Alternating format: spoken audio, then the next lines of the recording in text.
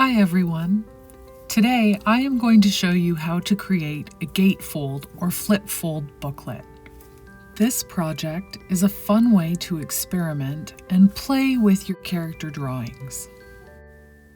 I have printed these drawings off from the Jane Egg website, and you can too, but you can also create your own characters. You could even mix your own drawings in with these drawings or swap out some drawings with friends.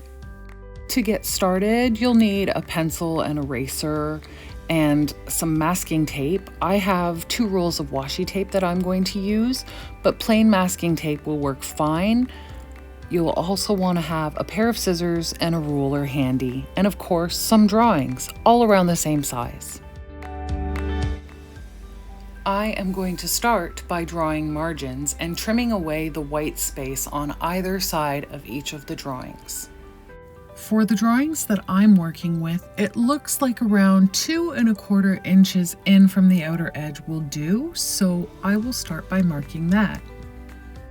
Your drawings may need a different amount trimmed, so you will want to line up your ruler and measure your margins to what looks right for your project.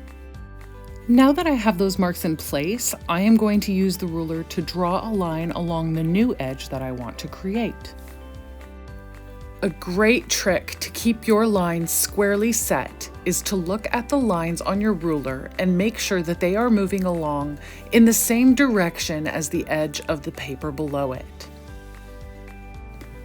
Now I can trace the edge of the ruler to draw that straight line. And I will do the same thing on the other side of this drawing.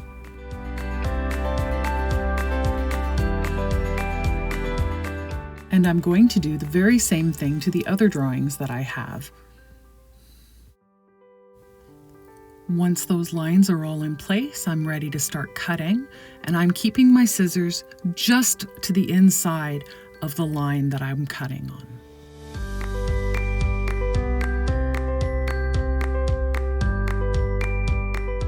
Now to put these drawings together. To create this gatefold booklet, I will attach one of these drawings to either side of the drawing that I've chosen to sit at the very bottom of this stack.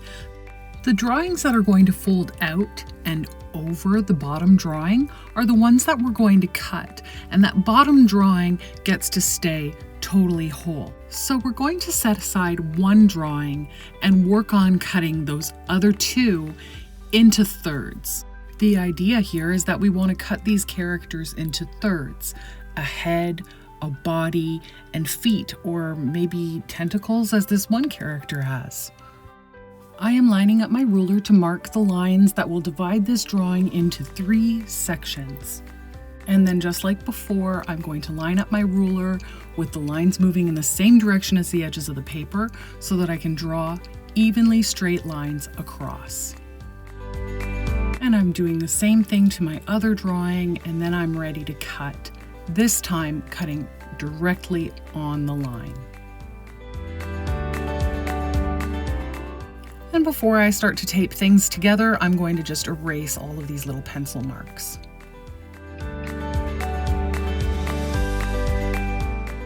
I'm going to start by taking one of the characters that I cut into thirds and layering it over the drawing of the character that I didn't cut, and setting that third character aside for now. You can see that I've turned the drawing so that this bottom edge is the side that I'm going to be attaching everything to, and I'm going to start with this bottom third, and I want it to hinge just so I'm going to run some tape along this side. I'm only covering the edge of this third of the drawing with about half of what's in the width of this masking tape. I want some masking tape to be left over so that I can attach it to the other drawing. Now I'm lining things up, and once things are flush, I'm ready to fold over that edge, and there we are, our first gatefold hinge. Lastly, I'm going to just line the seam over with some masking tape on the inside to cover that little bit of gapping space.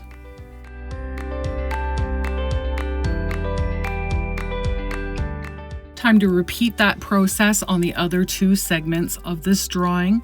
I'm going to use a different kind of tape this time, but you don't have to do that necessarily. I just wanted to play with color a little bit. Whatever tape you decide to use, you do want to attach each of these segments individually like this so that you can open them and close them separately.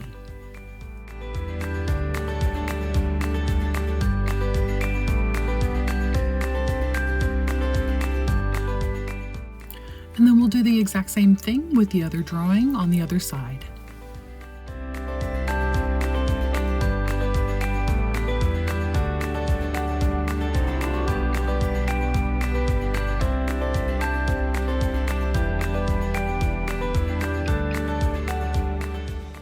The very last thing I'm going to do is mark one last margin. I'm going to trim just a very little bit away from the edge that hasn't been taped on each of these character drawings. And the reason that I'm doing this is so that the drawings will be able to tuck underneath one another without any buckling happening. We want things to lay nice and flat.